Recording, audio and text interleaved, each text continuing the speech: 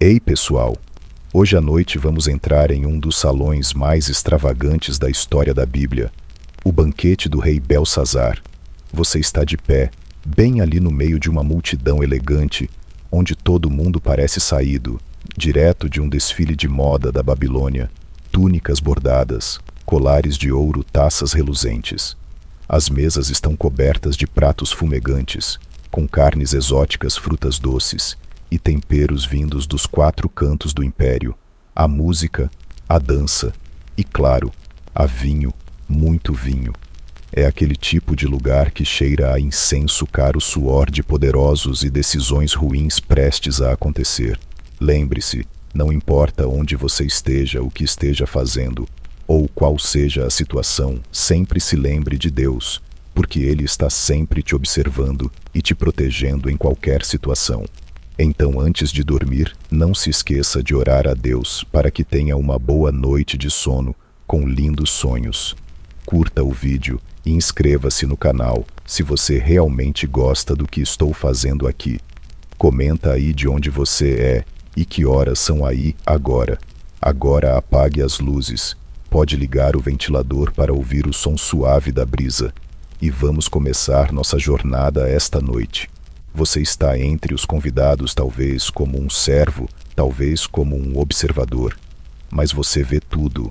O rei Belsazar está rindo alto no trono elevado, cercado de conselheiros, mulheres e amigos influentes. A música está alta, mas a arrogância dele é mais alta ainda.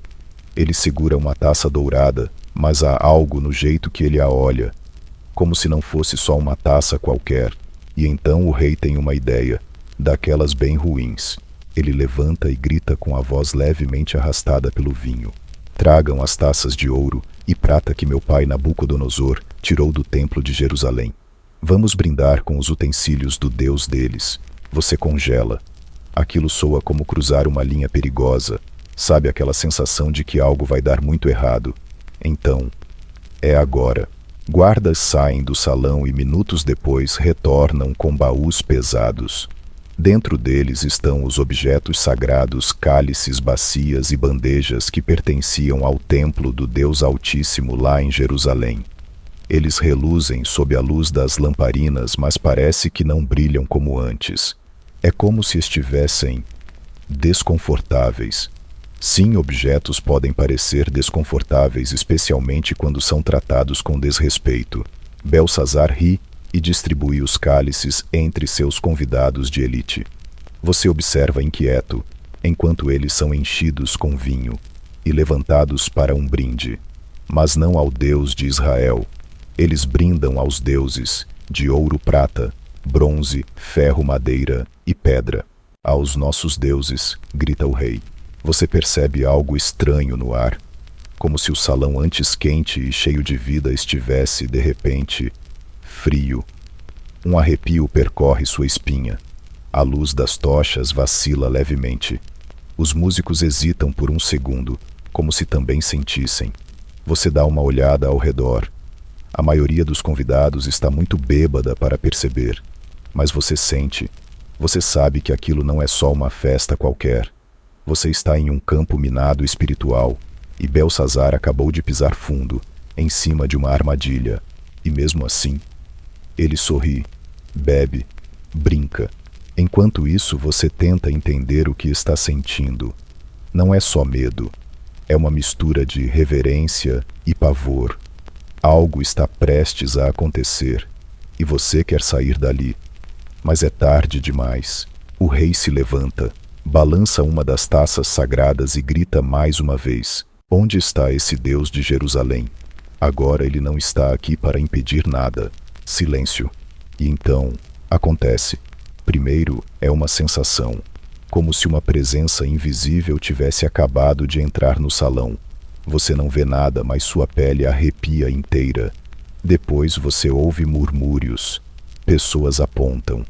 O salão todo começa a se calar, um sussurro coletivo, como se todos estivessem presos no mesmo suspiro. Você vira o rosto devagar e vê, ali perto do candelabro mais próximo da parede branca de gesso do salão do trono, surge uma mão, só a mão, flutuando no ar. Não há corpo, não há rosto, só dedos.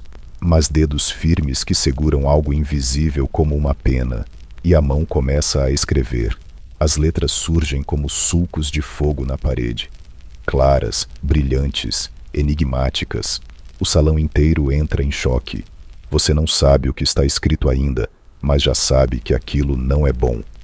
As letras são estranhas, quase familiares, como se viessem de um lugar muito antigo. E o mais assustador é o som do silêncio, aquele tipo de silêncio que ensurdece. Belsazar está imóvel. Você nunca viu um rosto tão branco. O vinho escorre da taça, pingando no manto real, mas ele não nota. Ele olha para a escrita como se visse a própria sentença de morte. Você tenta se mover, mas suas pernas estão pesadas. As palavras continuam surgindo como se fossem tatuadas pela eternidade, e você sente que nada mais será como antes. A festa acabou, a arrogância destruída, e Deus, Ele está presente. Em plena Babilônia, no meio da idolatria, Ele escreveu. E quando Deus escreve, não há edição que apague. Você não entende ainda o que significam aquelas palavras brilhando na parede, mas você sabe, elas são para todos ali, inclusive para você. Você ainda está paralisado, olhando para a parede, como se ela tivesse se tornado o centro do universo. A mão desapareceu, sumiu no ar como vapor quente, mas a escrita ficou. Está lá brilhando como fogo frio, sobre a parede branca como se tivesse sido queimada com ferro quente no gesso real. O salão inteiro parece não saber como respirar. As respirações são curtas, trêmulas. Você ouve um copo caindo e se espatifando no chão, mas ninguém se abaixa para pegar. O vinho escorre pelo mármore e se junta ao silêncio espesso. E aí, claro, entra o clássico, o rei, entra em pânico total. Belsazar, aquele mesmo que estava rindo e fazendo piada com os utensílios sagrados agora, está com as mãos nos joelhos, os olhos arregalados, e os joelhos literalmente batendo um no outro. Sim, isso está na Bíblia. É tipo, o brilho da sua arrogância sumiu mais rápido do que a bateria de um celular velho no frio. Você vê o rosto dele e parece que ele está tentando processar 1000 pensamentos ao mesmo tempo, sem conseguir concluir nenhum. Um rei, coberto de púrpura e joias, tremendo feito uma folha. É quase trágico, quase cômico. Ele começa a gritar: tragam os magos, os encantadores, os adivinhos. Rápido! As portas se abrem com estrondo, e você vê correria. Os famosos sábios da Babilônia entram com suas túnicas e seus rolos de sabedoria antiga. Um deles parece confiante demais, talvez tentando impressionar, mas quando ele chega diante da parede, você vê o brilho da arrogância escorrer da cara dele, igual maquiagem na chuva. Eles olham, cochicham, se entreolham. Um tenta usar palavras complicadas para disfarçar o óbvio. Ninguém tem ideia do que está escrito ali. O rei desesperado oferece uma recompensa. Quem conseguir ler e interpretar essa escrita será vestido de púrpura. Terá uma corrente de ouro no pescoço. E será o terceiro no meu reino. Você pensa, uau, tudo isso só para alguém traduzir um texto. Mas claro, você sabe que o problema não é traduzir. É encarar o que aquilo significa. E por isso ninguém quer arriscar. Você se pergunta se talvez aquilo seja só uma alucinação coletiva. Talvez o vinho tenha sido forte demais, mas não você sente no seu espírito que aquilo é real. E mais é sério, é como se o teto do salão tivesse se aberto e Deus tivesse decidido escrever um bilhete com a própria mão na frente de todo mundo. E aí algo curioso acontece. Enquanto os magos falham um por um e o rei sua mais do que uma garrafa de água gelada em dia quente, uma voz feminina ecoa na sala. Uma voz calma, firme, cheia de autoridade. Você se vira e vê a rainha entrando. Ela não é uma daquelas mulheres da festa. Não. Essa é uma mulher de respeito. Talvez a rainha-mãe ou a viúva de Nabucodonosor, alguém que lembra como as coisas funcionavam nos tempos antigos. Ela não está apavorada. Ela caminha como quem sabe exatamente o que está acontecendo. Viva o rei para sempre, ela começa num tom bem educado, mas direto. Não se assuste. Não fique tão pálido. Há um homem no seu reino em quem habita o espírito dos deuses santos. Nos dias de seu pai, ele demonstrou inteligência, sabedoria e a capacidade de interpretar sonhos e decifrar mistérios. Você vê o rei se endireitar um pouco, tentando parecer que ainda está no controle. Esse homem se chama Daniel, ela continua. O rei Nabucodonosor o chamou de Beltesazar e o colocou como chefe dos magos e sábios da Babilônia. Ele vai saber o que fazer. Você sente um leve alívio no ar. Não dos sábios, claro, que agora estão tentando sair de fininho, mas do povo. Você, inclusive, porque esse nome Daniel, você já ouviu antes. Ele não é só mais um sábio. Ele tem história, tem um passado de milagres, interpretações, visões, e principalmente tem um relacionamento com o Deus verdadeiro, aquele mesmo Deus que teve seus utensílios profanados naquela mesa alguns minutos atrás. Você começa a se perguntar: será que Daniel virá? Será que ele ainda está vivo? Será que vai querer se envolver? Porque vamos ser sinceros, se alguém tivesse zombado do seu Deus, usado os objetos do templo como copo de vinho, numa rave real, e agora estivesse desesperado, você talvez dissesse: problema seu. Mas Daniel não é como você, nem como eu. Ele é outro tipo de pessoa, e assim o rei manda chamá-lo. Imediatamente, você sai da frente. Os corredores do palácio se enchem de correria. Guardas partem em direção aos aposentos de Daniel, enquanto o rei anda em círculos tentando manter a dignidade. Mas você vê nos olhos dele, ele está em pânico, porque no fundo ele sabe. Aquilo não é só uma mensagem cifrada. Aquilo é julgamento. Você se aproxima da parede e olha de novo. As palavras ainda estão lá. E agora que seus olhos se acostumaram com o brilho, você começa a tentar ler, mas não adianta. É como se cada palavra carregasse um peso espiritual, algo além da linguagem, algo que precisa ser revelado, não simplesmente traduzido. É isso que torna a coisa toda tão inquietante. Não é um enigma comum, é uma sentença. Você sente isso dentro de você, aquele friozinho no estômago quando percebe que está vendo algo grande, histórico, divino. E ainda assim o palácio segue agora num clima estranho, uma mistura de tensão, esperança e medo. Você observa a porta. A qualquer momento Daniel pode entrar. E quando ele entrar, tudo vai mudar. Você está parado ali, encostado discretamente em uma coluna de mármore, quando a porta do salão se abre. E entra ele, calmo, sério. Daniel. Ele já não é mais jovem. O tempo deixou suas marcas rugas no rosto, cabelos prateados, andar mais lento. Mas tem algo nos olhos dele. Uma clareza, uma firmeza que você não vê em mais ninguém, nesse salão caótico. Ele não parece intimidado com o ouro, com os tronos, com a confusão. Ele parece alguém que já viu esse tipo de arrogância desmoronar antes e sobreviveu para contar a história. O rei, ainda tentando manter alguma aparência de poder, força um sorriso nervoso e começa a falar: você é aquele Daniel, um dos exilados de Judá que meu pai trouxe de Jerusalém. Ouvi dizer que o espírito dos deuses está em você, que tem luz, inteligência e sabedoria fora do comum. Você percebe, Belsazar está tentando elogiar, mas soa mais como um lembrete. Você é um prisioneiro, um estrangeiro. Talvez ainda ache que está no controle. Daniel fica em silêncio, observando, lendo o ambiente. Você percebe os olhos dele analisando a parede, depois voltando lentamente para o rei. Me disseram que você pode dar interpretações e resolver mistérios, continua Belsazar. Se você conseguir ler essa escrita e me dizer o que significa, será vestido de púrpura, receberá uma corrente de ouro e será o terceiro governante no reino. Você olha para Daniel curioso. Quem não aceitaria isso? Ouro honra status, mas a resposta vem seca, tranquila, sem hesitação. Pode ficar com seus presentes, pode dar essas recompensas para outro, mas eu vou ler a escrita e vou te dizer o que ela significa. Belsazar engole em seco. Você sente o salão inteiro respirar diferente.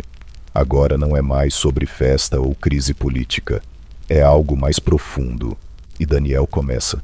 Ele não vai direto à escrita. Não. Primeiro ele conta uma história. E não é qualquer história, é uma história que todos ali conhecem, mas que fingem esquecer. A história de Nabucodonosor, o Altíssimo Deus, deu soberania, grandeza, glória e majestade ao seu pai. Nabucodonosor, ele começa com a voz firme, quase profética. Todos os povos, nações e homens de todas as línguas temiam diante dele. Mas quando seu coração se encheu de arrogância e seu espírito se endureceu com orgulho, ele foi deposto de seu trono real e perdeu a glória. Você já ouviu essa história? Todos ouviram. Nabucodonosor, o grande rei, ficou louco. Foi viver com os animais, comeu grama, morou com as feras, até que reconheceu que o Altíssimo reina sobre os reinos dos homens. E depois de tudo isso, Daniel continua, e agora a voz carrega um tom de tristeza e exortação. Você, Belsazar, filho dele, sabia de tudo isso, mas mesmo assim, não se humilhou. Você sente o clima pesar de novo. O rei, que agora nem disfarça o nervosismo, desvia o olhar, e você sente uma pontada no peito, porque sabe que Daniel está falando com ele, mas também com você, com todos, sobre lembrar, sobre não repetir erros. Daniel então levanta a mão na direção da parede. Você se levantou contra o Senhor do céu. Mandou trazer os utensílios do templo, e com eles você e seus convidados beberam vinho. Vocês louvaram deuses de prata, ouro, bronze, ferro, madeira e pedra que não veem, não ouvem, nem entendem. Mas você não honrou o Deus que tem em suas mãos o seu fôlego e todos os seus caminhos. Você escuta isso e sente uma fisgada interna. Não é só sobre taças, é sobre reverência, sobre saber quem é Deus e o que significa ignorá-lo. E aí vem o silêncio, aquele silêncio solene, cheio de peso espiritual. Até que Daniel aponta para a escrita e diz: foi por isso que ele enviou a mão que escreveu na parede. Você se vira e olha para as palavras. Elas ainda estão lá, claras, imutáveis. E agora, finalmente, Daniel vai decifrá-las. Mas o mais assustador é que você quase não quer saber, porque uma parte de você já entendeu. Algo sério foi quebrado ali, algo eterno. E quando o céu escreve com os próprios dedos, as palavras não são para enfeite. Você olha em volta. O salão está tomado por uma quietude reverente. Até os mais céticos, os mais bêbados, os mais arrogantes. Todos estão prestando atenção. Porque quando Daniel fala, você sente que não é só ele. É como se Deus falasse através dele. E agora você sabe, a resposta virá. A sentença será lida, e nada será como antes. Daniel dá um passo à frente. O ambiente está carregado, quase elétrico, como se até o ar estivesse esperando para saber o que aquelas palavras na parede significam. Você sente isso no peito, um suspense que não tem nada a ver com medo de filme de terror. É o peso da verdade chegando, e ninguém consegue escapar dela. Ele olha para as palavras gravadas na parede como se já tivesse lido aquilo 1000 vezes, como se fosse algo simples para ele, mas incompreensível para todos os outros. Esta é a inscrição, ele diz, e sua voz parece ecoar por todo o salão. Mene, mene, tekel, parsim. 4 palavras, curtas, poderosas e aparentemente assustadoras. Você sente o frio percorrendo sua espinha. O som delas é estranho, quase duro. É como se cada sílaba fosse uma martelada no coração de quem escuta. Daniel então olha diretamente para o rei. Os olhos dele não vacilam. Ele sabe exatamente o que está dizendo. E você também percebe isso, não é só uma tradução. É uma sentença divina. Mene, diz ele, com a voz baixa, firme e pesada. Deus contou os dias do seu reinado e determinou o fim. O salão congela, você quase não respira. O fim. Assim, de uma vez, Mene de novo, repete ele. Porque essa contagem foi confirmada. Não há volta. Não há apelação. A balança do céu foi usada 2 vezes. Não foi erro, não foi exagero. Foi justiça. Você olha para o rei. Ele não está mais suando. Está pálido. A boca entreaberta. Olhar perdido. Daniel continua. Tequel, você foi pesado na balança e foi achado em falta. Essa parte bate forte. Não é apenas o fim de um reinado. É um veredito sobre quem ele é como pessoa. Você sente isso dentro de você, como se por um momento Deus estivesse usando a balança dele com todos ali também. Com você também. E sinceramente dá vontade de se esconder. E por fim, Daniel diz com um tom de conclusão inevitável. Parsim, o seu reino foi dividido e entregue aos medos e aos persas. Pronto. 4 palavras. E tudo acabou. Você olha em volta e sente a tensão se espalhar como fumaça. Algumas pessoas se entreolham em choque, outras parecem querer correr, mas ninguém se move. É como se as palavras tivessem prendido todos no chão. O rei, ele ainda está ali, mas agora parece outra pessoa, como se tivesse envelhecido 20 anos em 2 minutos. Ele tenta falar, mas não consegue, apenas faz um gesto com a mão. E mesmo assim, os servos se movem rápido, vestem Daniel com púrpura, colocam a corrente de ouro no pescoço dele, anunciam que ele agora é o 3º no reino. E tudo isso é meio irônico. Você quase ri. Quase. Porque Daniel acabou de dizer que o reino vai acabar, que está terminado.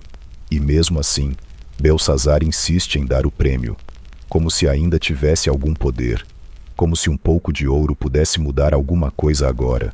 Mas Daniel, ele aceita, não protesta, não agradece, apenas permanece calmo, porque ele sabe aquela roupa, aquele colar, aquele título, tudo isso não vale nada, não depois do que foi dito, não depois de Deus escrever na parede. E aí o salão parece se dissolver em murmúrios. Pessoas começam a sair aos poucos. Você também se afasta, os olhos ainda presos na inscrição, que ainda brilha silenciosa como fogo que não consome. Lá fora a noite avança. Você vê o céu coberto de estrelas e sente o vento fresco no rosto. Mas dentro de você há um calor estranho, como se tivesse recebido uma visita divina, como se tivesse ficado cara a cara com algo que não dá para ignorar. Você lembra das palavras Mene Mene Tekel Parsim? Deus contou os dias, pesou as escolhas, decidiu o fim. E aí você se pergunta, e se fosse com você? Você pensa nas suas atitudes, no jeito como você vive, nos momentos em que esquece de Deus, mesmo sabendo o que Ele já fez por você. Você sente o peso disso. Não é culpa, é consciência. E ela é poderosa. Daniel já está sumindo pelos corredores do palácio, calmamente, como se tivesse feito o que veio fazer e agora pudesse voltar para o silêncio da sua vida com Deus. Ele não grita, não faz discurso, apenas deixa que a verdade fale por si. E você, parado ali, ainda tenta entender como uma única noite pode mudar tudo. Como um dedo flamejante escrevendo 4 palavras pode derrubar um império. E ainda mais, como alguém que serve a Deus pode sozinho enfrentar um rei, uma multidão, e dizer a verdade sem medo. Você sabe que aquela noite não acabou, e o que vem a seguir pode ser ainda mais impactante. Você se afastou do salão, mas não consegue afastar a sensação do que acabou de viver. As palavras ainda queimam dentro da sua mente como brasas acesas. Mene Mene Tekel Parsim. E mesmo do lado de fora, com o vento da noite soprando pelo jardim do palácio, o ar ainda parece pesado, como se algo invisível tivesse descido sobre a cidade, algo que não vai embora. Enquanto caminha devagar pelas sombras da Babilônia, você começa a perceber, não é só a festa que acabou, é a festa do mundo que acabou. Sabe aquele momento em que tudo parece estar indo bem, e do nada tudo muda? É isso. É como quando você está distraído rolando no celular e leva um choque de realidade. Só que agora, o choque veio direto do céu. Você escuta ao longe o som de vozes, Mas elas não estão celebrando. Estão sussurrando, espalhando boatos, gente perguntando o que vai acontecer, outros tentando entender se Daniel era mesmo quem dizia ser, alguns ainda bêbados tentando rir para esconder o medo. Mas você sabe, todos sabem, algo foi decretado, o tempo acabou. Você olha para os muros da cidade e pela primeira vez nota o que antes ninguém prestava atenção. Os guardas estão tensos. As tochas estão acesas demais, como se estivessem tentando manter a escuridão longe à força. E lá no horizonte, um brilho estranho. Fumaça talvez, ou tochas em movimento. E aí bate. Você lembra da última parte da sentença: o seu reino foi dividido e entregue aos medos e aos persas. Você engole em seco. Era isso, eles já estão vindo. Você corre de volta para uma das entradas secundárias do palácio, tentando encontrar uma posição mais alta para enxergar a cidade. O corredor está silencioso agora. Os criados sumiram. Os nobres desapareceram. Até os guardas estão andando apressados, olhos arregalados, sem falar com ninguém. Você sobe até um terraço e então vê, sim, lá fora, além do rio Eufrates que corta a cidade, há movimento, silencioso mas nítido, barcos escuros estranhamente pequenos, e tropas que se aproximam como sombras. Não estão marchando com tambores ou gritando como um exército tradicional. Estão vindo como se já soubessem que não há resistência. E talvez não haja mesmo. Você pensa, mas a Babilônia é invencível. Os muros são altos, grossos, a cidade tem suprimento para anos. Só que agora você percebe a maior defesa do império não era a pedra, era o orgulho. E o orgulho já foi destruído lá dentro, naquela sala iluminada com candelabros de ouro roubados do templo de Jerusalém. Você vê um dos comandantes babilônicos correndo pelo pátio, com um mapa aberto na mão. Ele grita ordens, mas ninguém realmente escuta, porque quem acredita em muralhas, quando Deus já disse que acabou? E então uma lembrança atravessa sua mente como um trovão. Daniel há muitos anos interpretou um sonho para Nabucodonosor. Uma estátua com cabeça de ouro, peito de prata, ventre de bronze, pernas de ferro. E aquela estátua seria destruída por uma pedra que se soltaria do céu e cresceria até encher toda a terra. A cabeça de ouro era a Babilônia. Você começa a entender. Esse momento agora é quando a cabeça cai, o reino termina e a profecia continua seu curso. Você desce do terraço correndo. A cidade inteira parece prestes a acordar de um sono profundo, mas tarde demais. As portas estão sendo trancadas. Os corredores agora estão tomados por soldados gritando para evacuar civis. Mas você sabe, é inútil, porque o julgamento não veio com lanças. Ele veio com palavras, e aquelas palavras ainda brilham dentro de você. Você atravessa um corredor escuro, e por instinto vai até onde acredita que Daniel esteja, e você o encontra. Sentado sozinho, num canto do pátio externo, ele está orando, como se nada ao redor fosse surpresa, como se o caos fosse só uma confirmação de tudo o que ele já sabia. Você se aproxima devagar sem fazer barulho. E ele, sem abrir os olhos, diz: Deus sempre cumpre o que diz. Simples assim. Como se tivesse acabado de dizer que vai chover. Mas você sente o poder daquelas palavras. Porque Daniel é alguém que conhece o tempo de Deus. Ele já esteve na cova dos leões. Já interpretou sonhos impossíveis. E agora ele sabe que essa noite será lembrada por séculos. Você pergunta baixinho: vai acontecer mesmo? Ele abre os olhos e olha para o céu.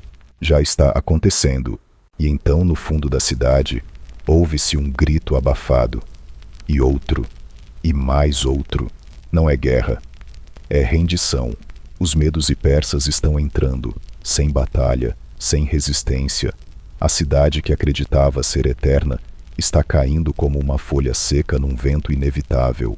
E você está no meio disso tudo, assistindo, respirando fundo, sentindo na pele o que é ver um império cair, não pelas mãos de homens, mas pela mão de Deus. O tempo parece se dissolver. Você ainda está parado ali perto de Daniel, quando as notícias se espalham, como fogo em campo seco, o rei está morto. Sim, Belsazar, aquele mesmo que riu, brindou e zombou dos utensílios sagrados, agora jaz em silêncio. E sangue. Você não sabe exatamente como aconteceu. Alguns dizem que os soldados inimigos entraram pela calha seca do rio.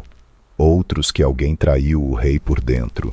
Mas a verdade mesmo é que não importa como, porque o como sempre vem depois do porquê. E você ouviu esse porquê com todas as letras e sílabas. Mene, Tekel, Parsim. O palácio, aquele lugar dourado e barulhento, agora é só um eco. Um santuário de fantasmas recentes. Você anda pelos corredores e vê corpos de soldados, bandeiras caídas, cortinas rasgadas. E o mais estranho, nenhuma destruição total. Nada de incêndios, pilhagens ou gritaria. Os invasores entraram como se estivessem voltando para casa. E de certa forma, estavam. O Império Medo-Persa é agora o novo dono da Babilônia. E eles estão agindo com calma, como se tivessem lido o script divino com antecedência. Você vê homens armados com roupas simples organizando o lugar. Não há deboche, não há exibição, só ordem. E no centro disso tudo está Ciro, o Conquistador. Ele ainda não apareceu pessoalmente, mas seu nome já circula entre os corredores, como uma sombra inevitável. Dizem que ele respeita os deuses de todos os povos. Dizem que ele é diferente. Dizem até que ele já ouviu falar de Daniel.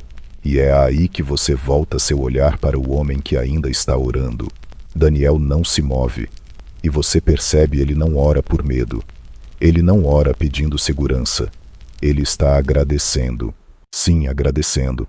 Porque para ele a queda de um império é só mais um lembrete de que Deus está no controle de tudo, mesmo quando o mundo parece perdido. Você se senta ao lado dele ainda tentando entender como tudo mudou em tão pouco tempo.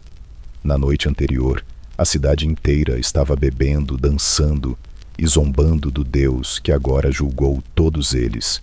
E hoje, tudo é silêncio e reverência. E sabe, esse silêncio tem peso. Não é vazio. É cheio de algo que você ainda não sabe nomear. Um tipo de temor sagrado, talvez.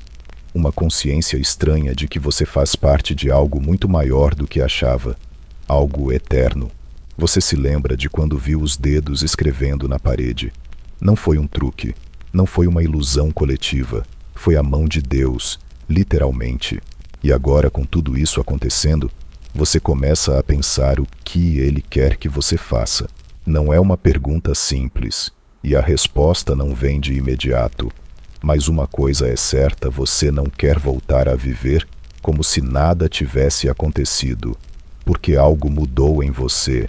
Aquela inscrição não foi só para o rei, foi para todos que estavam ali e que agora carregam as marcas invisíveis dessa noite na alma. Você levanta os olhos para Daniel, e pela primeira vez tem coragem de perguntar: por que Deus esperou tanto para agir? Daniel respira fundo, olha ao redor, como se visse séculos de história passando diante dos olhos, porque ele é paciente. Mas a paciência de Deus não é passividade. Ela é uma chance, uma porta aberta, um chamado. Você sente isso ecoar dentro do seu peito. Quantas chances você já teve? Quantas vezes ignorou os sinais? Quantas vezes achou que podia controlar tudo, como Belsazar? E Daniel continua: quando Deus escreve, ele não escreve por impulso. Ele escreve porque já esperou o suficiente. Ele dá tempo, mas quando escreve, é definitivo. Essa frase te arrepia, porque você percebe que se Deus decidisse escrever algo hoje, agora, o que ele escreveria sobre você seria Mene seus dias contados, seria Tekel você sendo pesado e encontrado em falta. Você se vê fazendo um exame de consciência no meio de um palácio destruído com Daniel como testemunha e o céu como juiz, e ao mesmo tempo você sente algo estranho brotar, um tipo de paz, como se mesmo em meio a esse cenário de queda houvesse esperança. E porque Daniel está vivo. Deus ainda está falando. E a mão que escreve juízo também escreve promessas. Lá fora a noite termina. O céu começa a clarear pintado em tons de cinza e dourado. Um novo dia está nascendo sobre a Babilônia, mas não é mais a mesma Babilônia. Ela agora é só cenário de uma grande lição divina. Você se levanta, respira fundo. Algo em você mudou para sempre.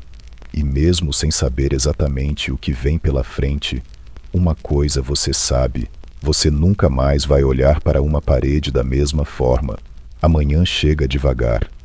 O sol nasce como se estivesse testando as cores novas. Sobre a Babilônia quebrada, uma cidade que já não é o que era, mas também ainda não sabe o que vai ser. Você caminha pelas ruas em silêncio e tudo parece suspenso, como se até o tempo estivesse esperando.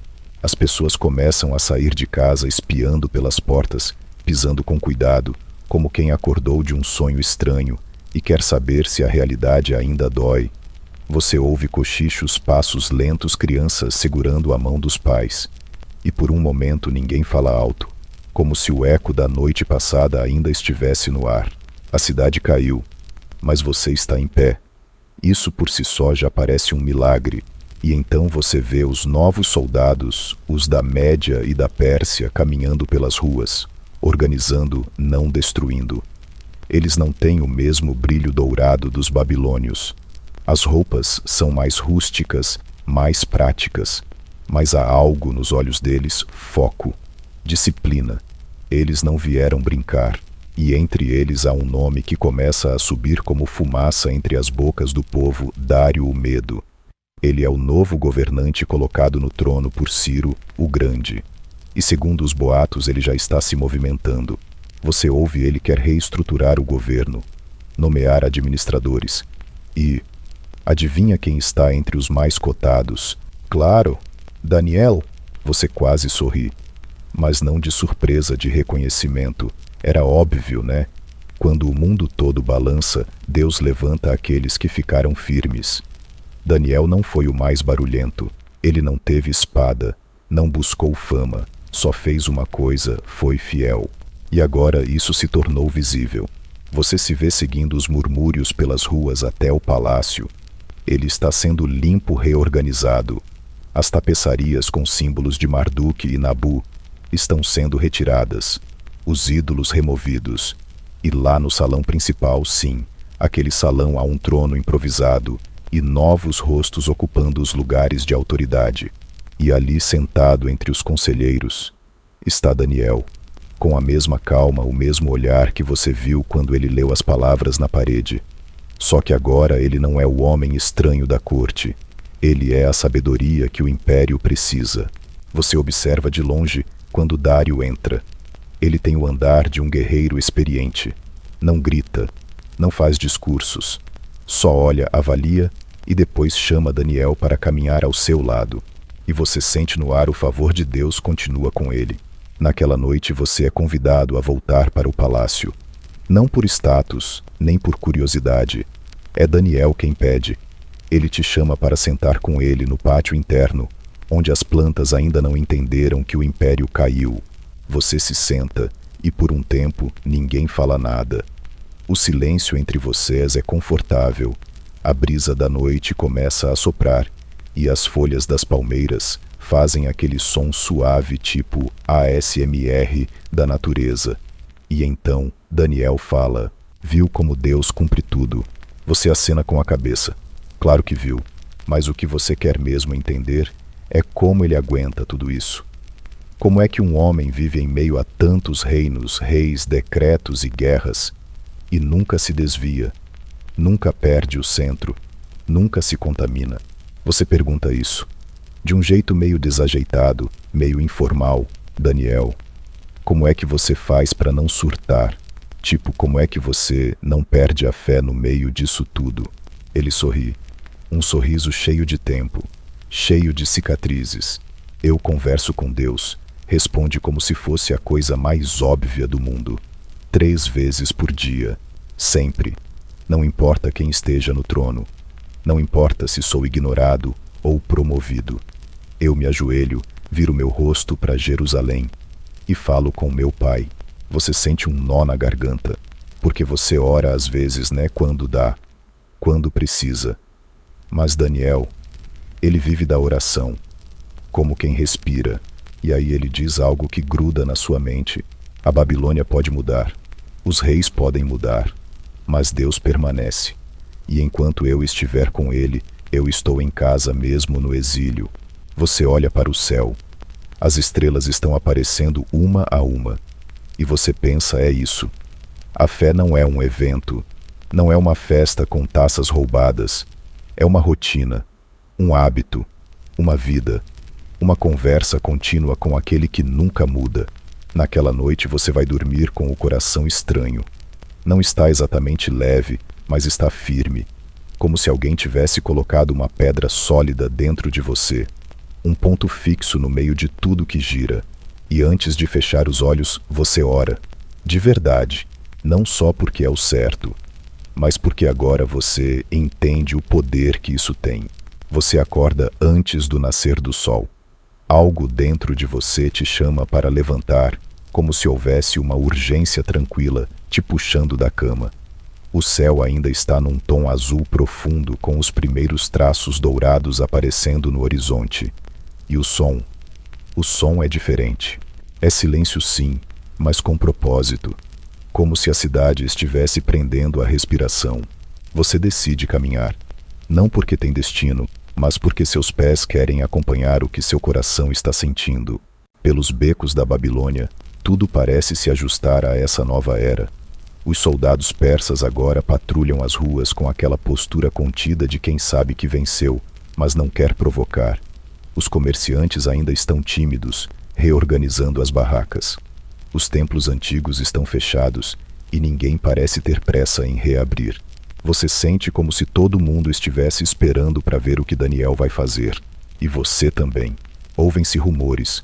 O novo rei Dário está tão impressionado com Daniel que pensa em colocá-lo acima de todos os governadores, como uma espécie de primeiro-ministro, o mais alto entre os altos. E você? Bom, você se orgulha em silêncio por ter estado ali testemunha do começo dessa história. Mas quanto mais Daniel cresce, mais os olhares se estreitam. Você começa a perceber. A inveja tem passos suaves, mas marca fundo. Entre os nobres e os administradores nomeados por Dário, a popularidade de Daniel incomoda. Ele não joga o jogo do poder, ele não se curva, ele não participa dos banquetes, não adora os deuses da corte, e ainda assim é o favorito. E isso dói no ego deles. Você vê os sussurros nos corredores, os olhares trocados, os cochichos disfarçados de cumprimentos, e então você entende: o inimigo agora não vem de fora, vem de dentro. É um daqueles dias em que tudo parece estar caminhando bem demais, e por isso mesmo dá medo. Daniel segue orando 3 vezes ao dia de frente para Jerusalém como sempre. Ele não esconde, não tem vergonha, não muda nada só porque agora está num cargo importante. E você o observa uma vez mais naquela rotina que parece simples, mas é cheia de coragem: abrir a janela, se ajoelhar e falar com Deus, como se todo o universo parasse para ouvir. Mas os outros também observam, os invejosos, e é aí que o plano começa. Você ouve um dos conselheiros dizendo que estão preparando um decreto, algo aparentemente inocente, uma ordem real assinada por Dário, exigindo que durante 30 dias ninguém faça pedido algum a nenhum deus ou homem exceto ao próprio rei. Pausa para pensar. 30 dias. 1 mês. Só isso. 1 mês sem orar em público. 1 mês sem se ajoelhar. 1 mês fingindo que está tudo bem. Parece fácil, né? Mas não para Daniel. Você sente um frio no estômago, porque conhece esse tipo de armadilha. É sutil, é disfarçada de lealdade, mas tem veneno por trás. Você quer avisar, quer impedir, mas Daniel já sabe. Ele lê o decreto quando é publicado, vê a assinatura do rei, escuta o burburinho nas praças e, ainda assim, sobe para o quarto, abre a janela, se ajoelha e ora, como sempre fez. Você quase não acredita nos seus olhos, porque seria tão fácil ceder. tão justificável esperar passar os 30 dias. Mas não. Daniel é o mesmo de antes. No topo ou na cova, ele é o mesmo. Você observa de longe, com o coração apertado, quando os espiões armam a cena. Eles o observam orar. Sabem a hora exata, o lugar exato. Eles querem pegá-lo como quem pesca peixe em aquário. E conseguem. Você vê os soldados entrarem com pressa. Você escuta a acusação sendo feita diante do rei. E então acontece algo inesperado. Dário fica aflito. Sim, aflito mesmo. O rei, aquele que tem poder sobre tudo, é tomado por desespero, porque percebe que foi enganado, que sua assinatura virou uma armadilha contra o único homem justo do palácio. Ele tenta achar brechas, tenta reverter o decreto, mas você sabe, as leis dos medos e persas não podem ser anuladas, nem pelo rei. Você assiste mudo, enquanto Daniel é levado. Ele não se defende, não grita, não tenta negociar. Só olha para Dário com um olhar tranquilo e diz algo que você nunca vai esquecer. O meu Deus, a quem sirvo com fidelidade, me livrará. Você engole em seco, e ali, ao pôr do sol, você se vê diante da cena mais estranha e mais poderosa de toda essa história. Um homem inocente sendo lançado numa cova de leões, e um rei poderoso sendo consumido pela culpa. A cova está pronta. Os guardas empurram a pedra que vai selar o destino de Daniel. Mas antes que ela feche, Dário se aproxima e diz com a voz embargada que o seu Deus, a quem você serve continuamente, o livre. Você sente um silêncio cortar o ar. A pedra é colocada. O selo real é marcado. E você fica ali parado olhando para o chão. Um mundo inteiro lá fora. Mas tudo o que importa agora está embaixo da terra, cercado por leões. E por fé, a noite cai como um cobertor pesado. A cidade se recolhe, mas ninguém parece conseguir dormir. Pelo menos não no palácio. E muito menos você. Você pensa em Daniel sozinho naquela cova. Não tem vela, não tem travesseiro, não tem defesa. Só tem Deus. E leões. Muitos leões. É estranho imaginar isso. A mente tenta racionalizar. Será que os leões foram alimentados antes? Será que a cova era mais simbólica? Será que, sei lá, Daniel conseguiu se esconder num canto? Mas não. Você viu os olhos daqueles animais antes da pedra fechar. Não era teatro. Eram feras reais com presas afiadas e músculos tensos. Um erro de cálculo, um único movimento em falso, e tudo acaba. E mesmo assim, Daniel entrou lá em paz. Enquanto isso, Dário está transtornado. Ele, o rei da cidade mais poderosa do mundo, passa a noite em claro, sem comer, sem música, sem distração. Anda de um lado para o outro como um menino que perdeu algo importante.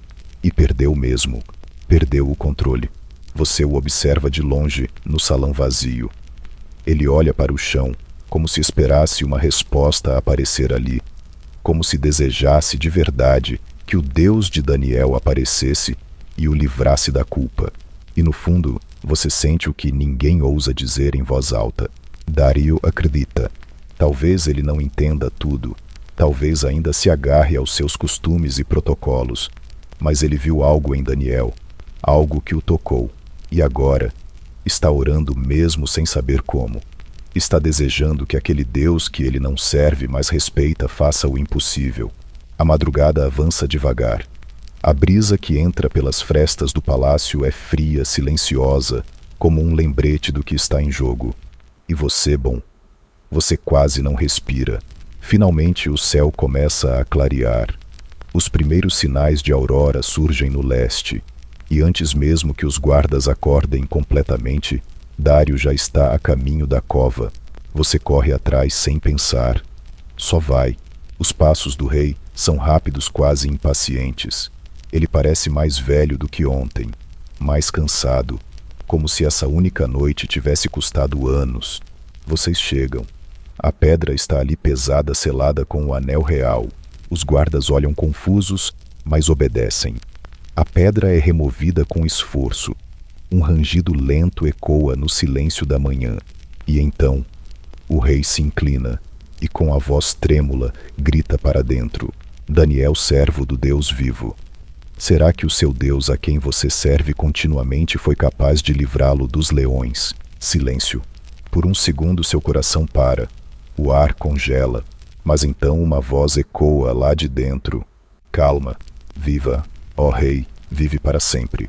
Você deixa escapar um suspiro tão forte que quase cai de joelhos. Dário leva a mão ao rosto. Não de tristeza, de alívio, de espanto, de alegria.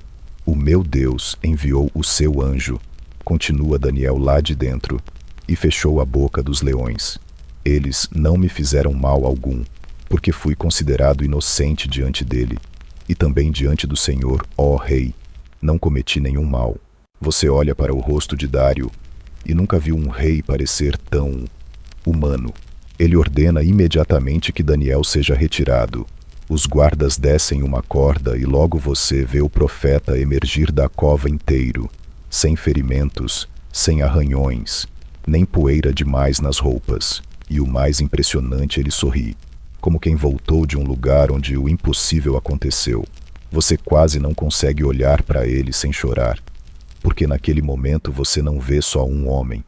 Você vê o reflexo da fidelidade de Deus, a prova viva de que orar 3 vezes ao dia vale mais do que 1000 decretos reais. Mas nem todos estão sorrindo. Dário, ainda com o rosto sério, vira-se para os acusadores de Daniel. Aqueles que o manipularam, que torceram a lei, que plantaram a armadilha. E sem hesitar, ele ordena que eles mesmos sejam lançados na cova. Você quer desviar o olhar? Mas não consegue. Vê a justiça sendo feita de forma dura e rápida. Os homens, suas esposas e filhos, são levados, e antes mesmo de tocarem o fundo da cova, os leões já os atacam. Você estremece. É brutal, mas não é gratuito.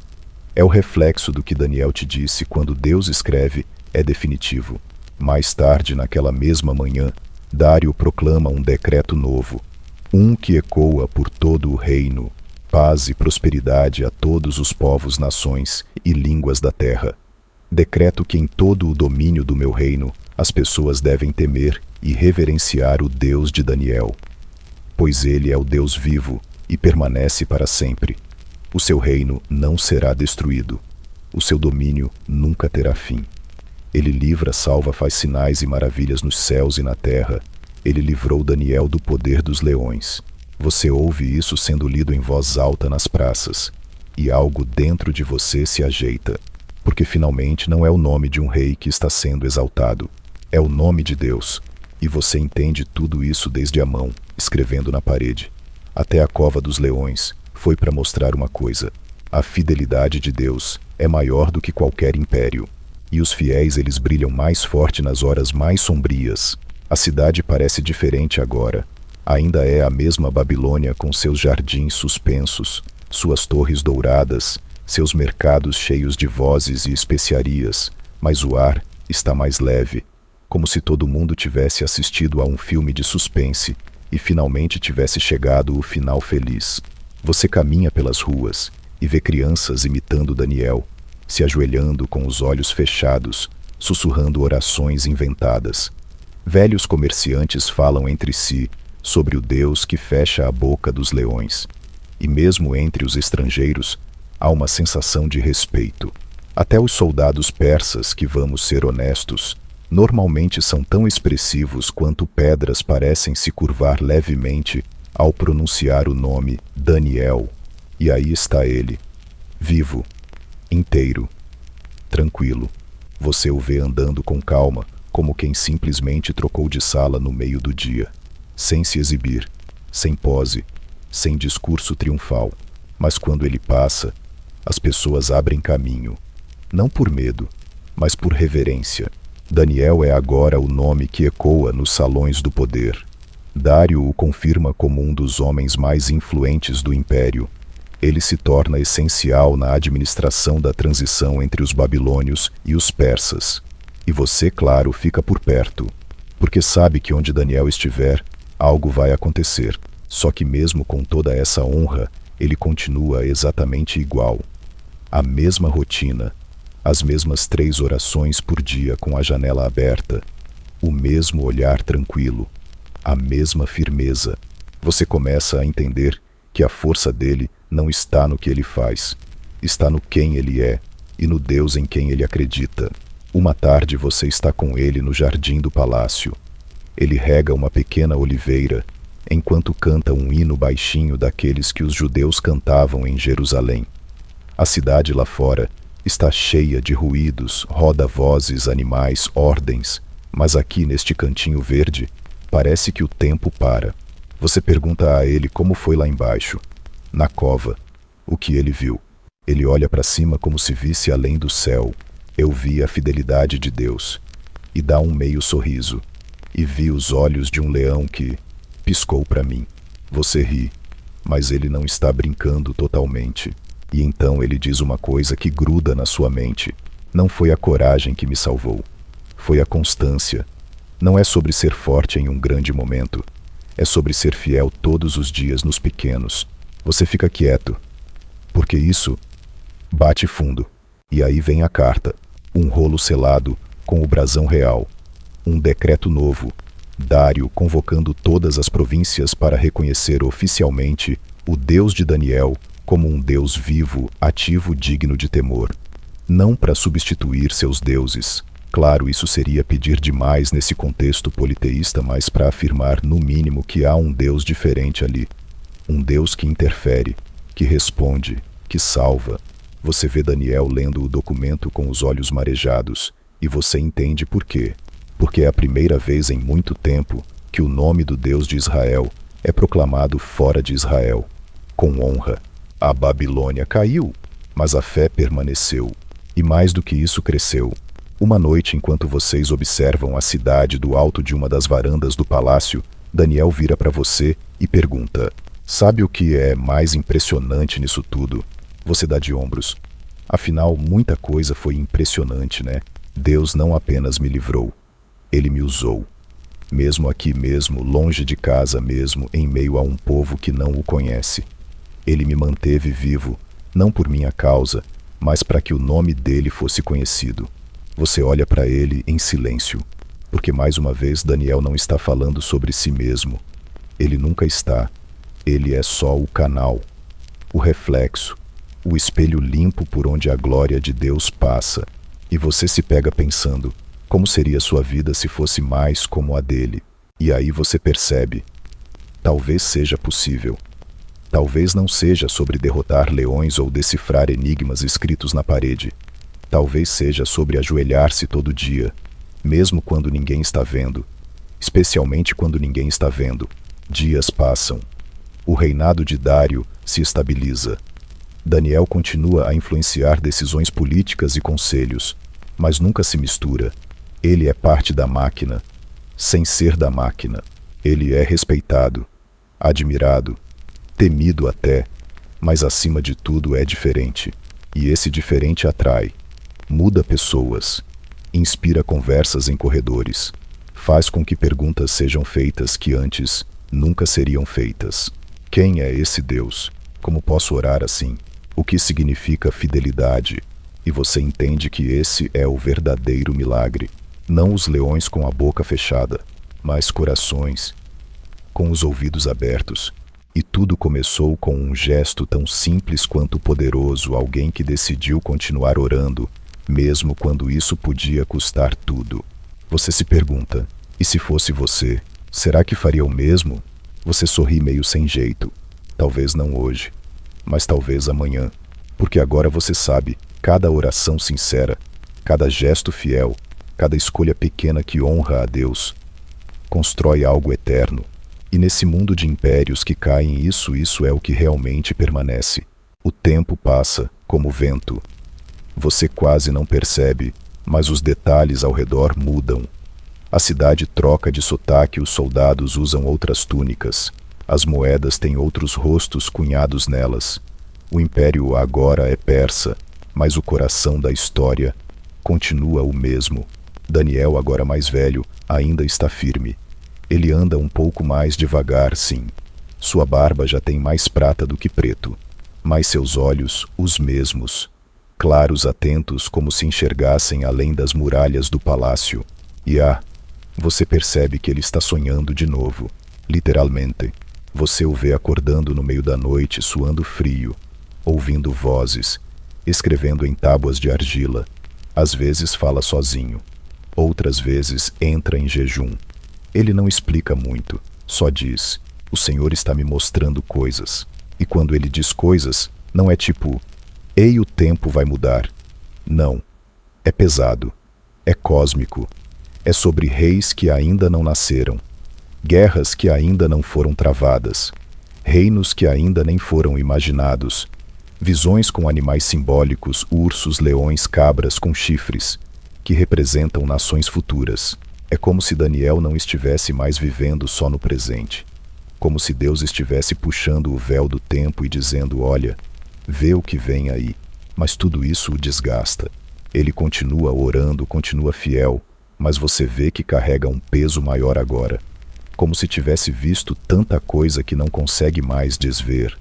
Como se soubesse o que está por vir, a dor, os conflitos, a esperança no fim, e tivesse que guardar tudo isso dentro do coração. Certa manhã, você o encontra no terraço com a cabeça baixa, as mãos entrelaçadas. Você se aproxima devagar e pergunta se está tudo bem. Ele responde, sem levantar os olhos: estou orando por Jerusalém. Você congela, porque por um momento tinha esquecido dela, a cidade natal, o lar que foi destruído quando Daniel era só um jovem. Deus me mostrou que o tempo do exílio está quase acabando, ele diz, que a promessa dele não falhou e que o povo vai voltar. Você sente um nó na garganta, porque mesmo longe, mesmo depois de tanto tempo, Daniel nunca esqueceu, nunca se acomodou. Ele pode morar no palácio, mas o coração dele ainda bate entre os escombros de Jerusalém. E aí algo começa a mudar dentro de você também. Você começa a entender que a fé de Daniel não é apenas resistência, é saudade, é esperança ativa. Ele não está apenas sobrevivendo no exílio, ele está apontando todos os dias para a promessa que ainda vem. E então vem a oração, uma das mais bonitas que você já ouviu. Você o vê ajoelhado de novo, voltado para Jerusalém. Só que dessa vez ele não está pedindo livramento. Ele está confessando. Pecamos, Senhor, ele diz. Fomos rebeldes, viramos as costas para os teus mandamentos e tis. Mas o Senhor é justo, misericordioso. Por amor ao teu nome, perdoa. Restaura. Olha de novo para a tua cidade. É íntima, é quebrantada. E você se sente ali do lado completamente pequeno. E então algo acontece. No meio da oração ele para. Fica em silêncio. Seus olhos se abrem devagar. Um anjo está aqui, ele diz quase num sussurro. Você olha em volta assustado, mas não vê nada. Até que sente um peso no ar, como se tudo ao redor tivesse parado de respirar. E então uma luz suave, uma presença. Daniel fecha os olhos de novo. Sorri com lágrimas. Gabriel, ele diz. O anjo fala com ele. Você não ouve as palavras, só o silêncio. Mas é um silêncio cheio, intenso. Você sabe que coisas grandiosas estão sendo ditas. Depois que a presença some, Daniel permanece imóvel por vários minutos. Quando ele finalmente fala, sua voz é baixa, mas firme. Deus está escrevendo uma história, ainda maior do que tudo que vimos até aqui. Ele vai restaurar Jerusalém, vai cumprir cada palavra, mas também vai preparar o mundo para algo ainda maior. Você não entende tudo, mas entende o suficiente. Daniel está sendo usado para anunciar promessas que vão muito além da Babilônia ou da Pérsia.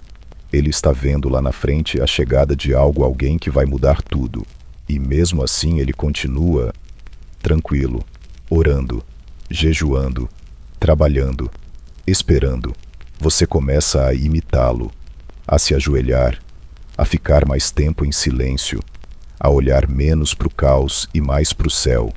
Não porque você se tornou santo da noite para o dia, mas porque algo mudou. Daniel te mostrou que é possível viver num mundo que não conhece Deus, sem se perder, e mais que é possível ser usado por Deus, mesmo longe de casa. Então você decide que não vai esperar a cova, nem a escrita na parede, nenhum milagre espetacular. Vai começar agora. Pequeno, fiel, como Daniel. A cidade está mais silenciosa do que o normal hoje. Não é exatamente um silêncio de paz, é o silêncio de quem espera algo, como um eco de um trovão que ainda não chegou, mas que está prestes a rasgar o céu. Você anda pelos corredores do palácio e sente o peso do tempo. Daniel está mais velho. Os anos deixaram marcas profundas. Ele anda com ajuda, fala mais devagar, respira com esforço, mas ainda assim, quando ele entra em uma sala, todo mundo para e escuta, porque Daniel carrega algo que não envelhece a autoridade espiritual. Não a autoridade de quem tem uma posição, mas de quem vive de um jeito que não pode ser ignorado. Você está com ele em mais uma tarde comum, ou pelo menos parecia comum. Ele está sentado perto de uma janela com um pergaminho aberto no colo. Os olhos passam devagar pelas linhas. Jeremias. Ele está lendo as profecias outra vez. De repente ele respira fundo. É agora, ele sussurra. Você franze a testa. O quê? O tempo chegou. Os 70 anos. Ele aponta para o texto. Jeremias disse que Deus nos deixaria no exílio por 70 anos. E agora? Se passaram. Está chegando a hora do retorno. Você sente o coração bater mais forte. Você acha que vão deixar a gente voltar? Daniel fecha os olhos e sorri com suavidade. Não vai depender dos reis. Vai depender de Deus. No dia seguinte tudo parece acontecer ao mesmo tempo. Um novo decreto. Uma nova ordem. O rei Ciro da Pérsia, poderoso e invencível, aquele que ninguém achava que um dia se importaria com um povo exilado, emite uma proclamação que ecoa pelos cantos da cidade. Todo judeu que desejar voltar para Jerusalém, para reconstruir o templo de seu Deus, está autorizado e terá apoio, recursos, proteção. Você lê o texto de novo várias vezes sem acreditar. É como um sonho. Mas Daniel não parece surpreso. Ele apenas ergue os olhos para o céu e diz baixinho: obrigado. Você pergunta se ele vai voltar também. Ele hesita. O olhar distante. Meu corpo ficou aqui, mas meu coração nunca saiu de lá. Você espera que ele diga sim, que vai embarcar junto, que vai caminhar até Jerusalém com os exilados. Mas não. A minha missão aqui terminou. Mas o meu tempo já não é mais o deles. Eles precisam de líderes mais jovens, de mãos firmes. Eu entrego agora. Você sente um aperto no peito, porque você sabe o que isso significa. Daniel não verá Jerusalém de novo, mas ele a viu em sonhos. Viu a restauração antes dela acontecer. Viu a mão de Deus guiando a história como quem borda um tecido invisível. E isso basta para ele. Os preparativos começam. Caravanas se formam. Pessoas limpam instrumentos antigos de adoração. Outros relembram cânticos esquecidos. Crianças aprendem as histórias dos patriarcas. É como se o povo estivesse acordando de um longo sono. Você vê Daniel orando por cada grupo, abençoando cada líder, dando conselhos, entregando mapas, compartilhando sabedoria. Ele não está indo fisicamente, mas está indo em tudo. Em cada passo deles há um traço dele. Na última noite antes da partida do primeiro grupo, você fica com ele no terraço. A lua cheia ilumina a cidade dourada. Lá embaixo, o barulho das carroças, dos animais, das despedidas. Você tem medo da morte? Você pergunta quase sem querer. Ele ri. Um riso cansado, mas sincero. Não. Não depois de ter visto Deus tão de perto tantas vezes. Ele já me salvou dos leões. Agora só vai me chamar para casa. Vocês ficam em silêncio por um tempo, até que ele diz: lembre-se, você está aqui por um motivo. Não se distraia, não se acomode, sirva, ore, mantenha o foco, e quando tudo parecer escuro, continue, porque Deus sempre continua, mesmo quando a gente não vê. Você sente um nó na garganta, e percebe que sim, talvez esteja chorando um pouco, mas Daniel só sorri e te dá um leve tapinha no ombro. Agora vá. Ajude os que estão partindo. Eles precisam de alguém como você. Você se vira. Dá alguns passos. Mas ainda escuta ele dizer com a voz enfraquecida, mas clara: Ah, e se um dia escreverem sobre tudo isso, diga a verdade. Diga que não fui eu. Foi Deus. Sempre foi Ele. E com isso Daniel volta para a sombra da sua casa. Você nunca mais o vê, mas o mundo vê. Vê o templo sendo reconstruído. Vê a fé sendo restaurada. Vê a história seguir seu rumo com Deus escrevendo cada linha. E você continua. Agora não mais como espectador, mas como testemunha. Você não sabe exatamente em que momento aconteceu, mas percebe que agora é você quem está carregando a tocha. A caverna ficou para trás. O rei Belsazar, a escrita na parede, os sonhos misteriosos, o leão rosnando na cova. Tudo isso passou como vento no deserto, mas o que Daniel deixou, isso ficou, plantado em você, como uma raiz firme que continua crescendo mesmo em solo estrangeiro. Você anda pela cidade agora sob o domínio persa e percebe os rostos novos, rostos ansiosos. Chegaram pessoas do campo. Alguns exilados voltaram para cá, outros vieram de outros cantos do império. Estão à procura de esperança, de sentido, de alguém que saiba onde está Deus no meio disso tudo. E estranhamente muitos deles te procuram. Você, como se enxergassem em você o mesmo que um dia você viu em Daniel. E você tenta não rir, mas também não fugir. Respira fundo. Dá aquele passinho de cada vez. Afinal, você sabe que não está pronto. E talvez nunca esteja, mas isso nunca impediu Daniel, né? Então você começa a ensinar. Devagar. Começa contando histórias. Daquelas que Daniel te contou. Você lembra dos detalhes, das pausas, do jeito como ele fechava os olhos ao descrever os sonhos, ou como ria com leveza ao dizer: "E então eu simplesmente continuei orando." Você conta sobre os tempos do rei Nabucodonosor, sobre como Deus humilhou o mais poderoso homem da terra com apenas um sopro de juízo. Conta sobre a festa de Belsazar e a mão misteriosa que escreveu o fim de um império nas paredes de ouro. E claro, sobre a cova dos leões, que todo mundo adora. Mas você também começa a ensinar o que vem depois, sobre como Deus não só derruba impérios, mas também levanta os humildes, sobre como ele honra a fidelidade mesmo em silêncio, sobre como a oração de um só homem sozinho no exílio pode mover as engrenagens da eternidade. E as pessoas ouvem, sentam ao seu redor, fecham os olhos, imaginam tudo. Você vê um garoto que não tira os olhos de você, uma senhora que segura o colar com o símbolo de Judá, um grupo de jovens que começa a jejuar junto, só porque você mencionou que Daniel fazia isso. É surreal, mas é também suave. Não é grandioso, não tem trovão, não tem glória, tem propósito.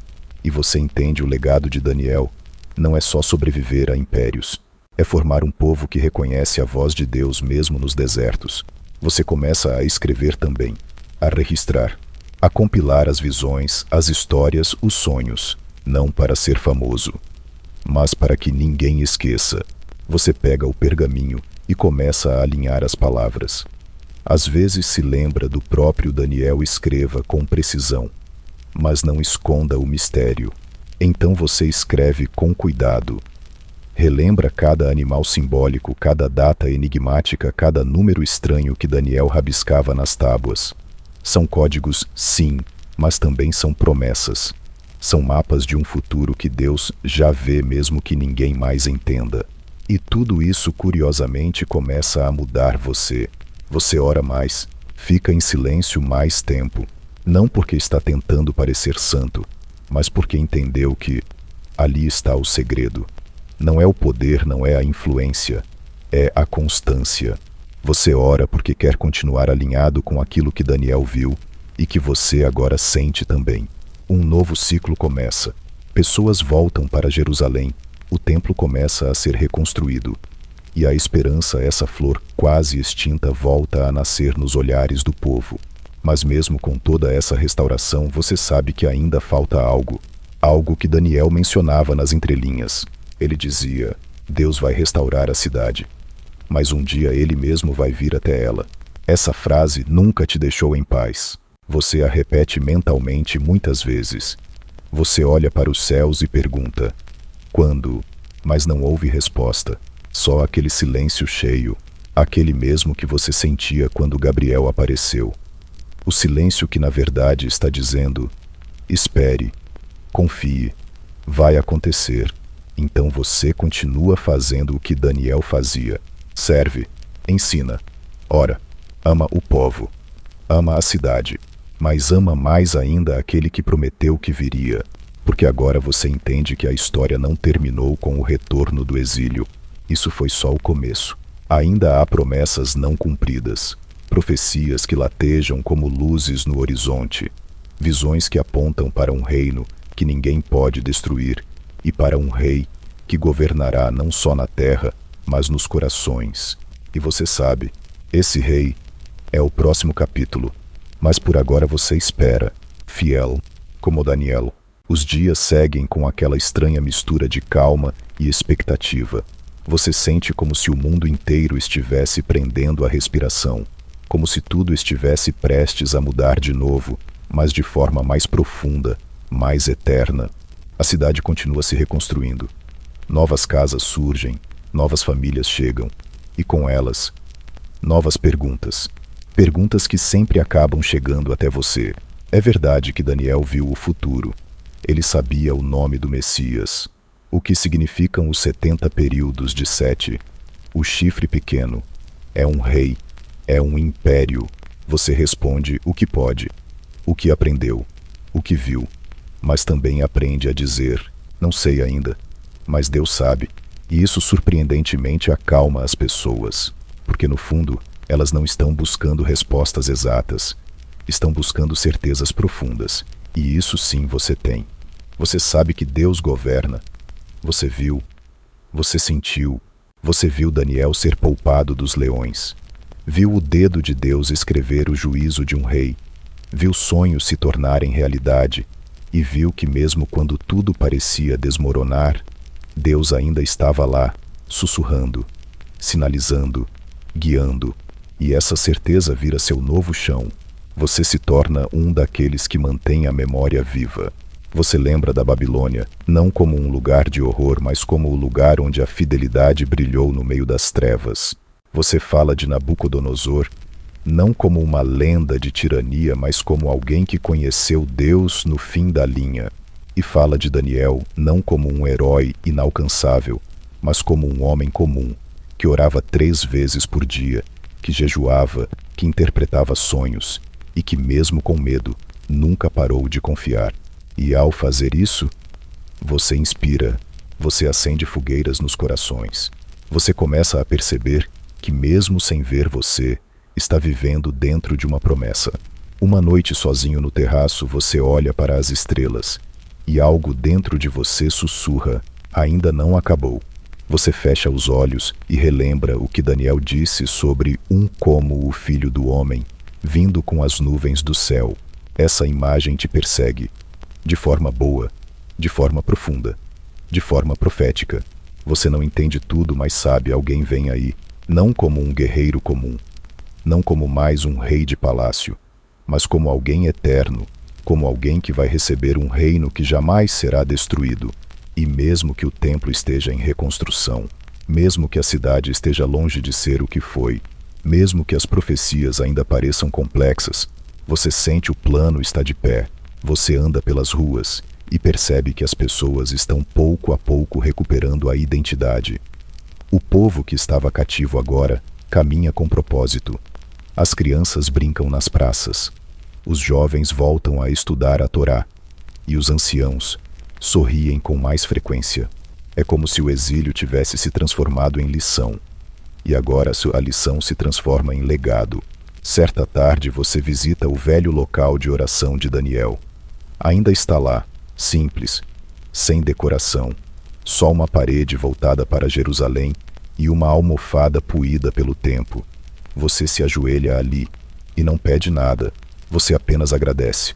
Obrigado, Deus, por ter me feito testemunha, por ter me deixado viver tudo isso, por ter me ensinado através de Daniel.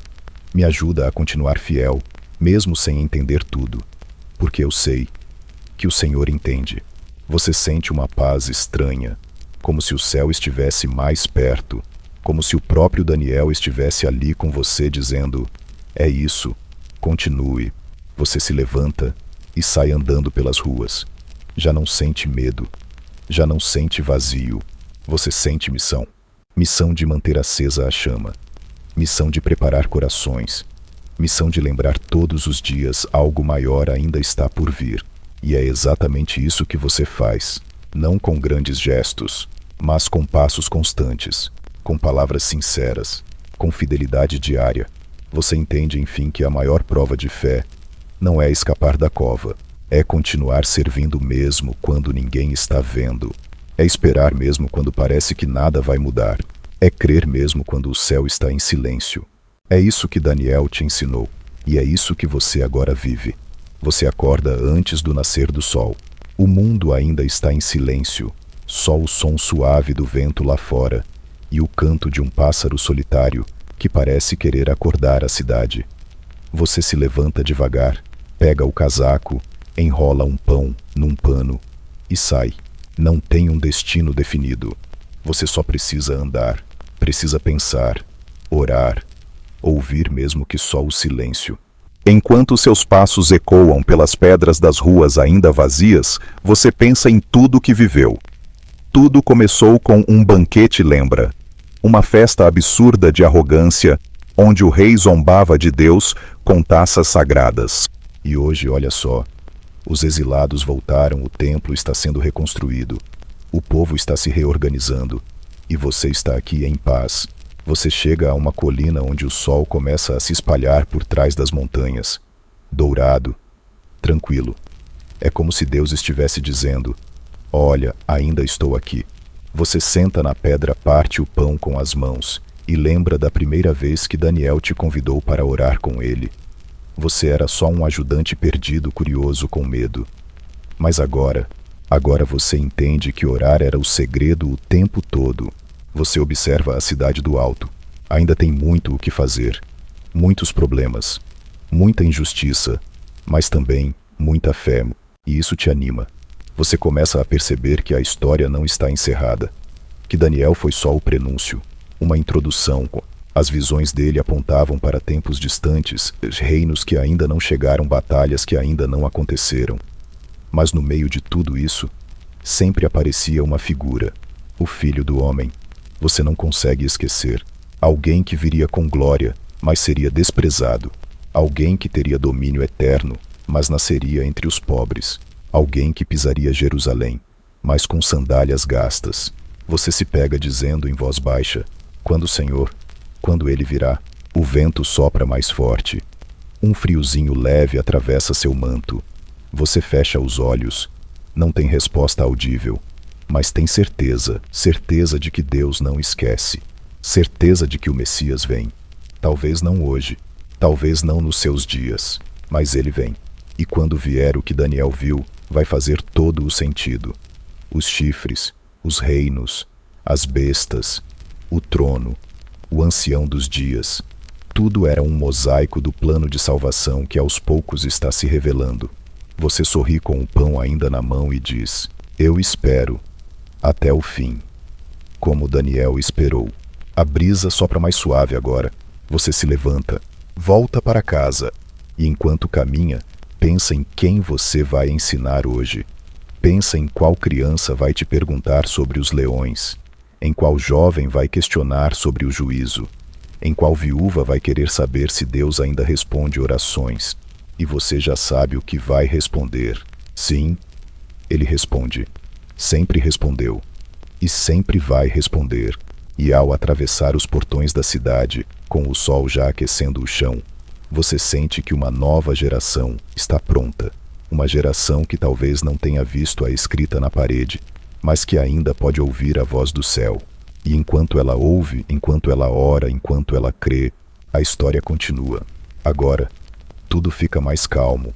As ruas se silenciam. O vento sussurra entre as árvores, e até os grilos lá fora parecem saber que é hora de descansar. Você se deita e respira fundo. Sentiu essa jornada. Viu o quanto Deus age, mesmo quando tudo parece perdido. Daniel não era um super-herói. Ele era só um homem.